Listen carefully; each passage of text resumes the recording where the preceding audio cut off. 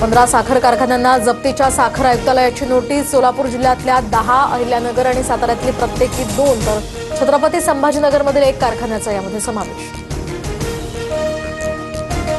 पुण्यात 3 दिवसांपासून passport portal बंद, नागरिकांची गैरसोय। तर नाशिकमध्ये 6 दिवसात 4 वेळा सर्व्हर डाऊन। सर्व अर्जदारांना 10 दिवसांनंतर पुन्हा नव्यानं अपॉइंटमेंट घ्यावी लागणार। जेजुरीच्या खंडोबा गडाला राज्यस्तरीय स्मारकाचा दर्जा। राज्य सरकारकडून तीर्थक्षेत्र विकास आराखडा मंजूर। 349 कोटींची मंजुरी।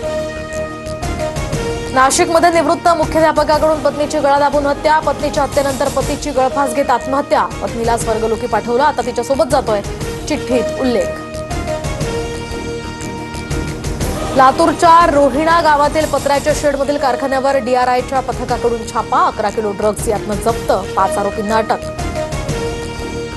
मुंबईकरांना उकाड्यातून दिलासा मिळणार। तापमानात आजपासून काहीशी घट होण्याचा अंदाज। तर नांदेड, लातूर, धाराशिवमध्ये हलक्या ते मध्यम स्वरूपाच्या पावसाचा अंदाज। नांदेडमध्ये दुसऱ्या दिवशी वादळी वाऱ्यासह गारांचा पाऊस पडल्यामुळे शेतीपिकं जमीनदोस्त। गडचिरोलीच्या भामरागड तालुक्यामध्ये गारपिटीमुळे दुर्गम भागातील दूरध्वनी सेवेवर सुद्धा परिणाम। तर सोलापुरात सुद्धा मोठ्या प्रमाणात पाणी झाल्यामुळे शेतात पाणीच पाणी।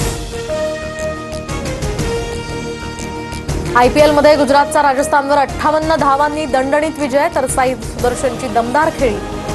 प्रसिद्ध कृष्णाची भेदक गोलंदाजी। 8 अंकांसह गुजरात पॉइंट्स टेबलवर अव्वल स्थानी।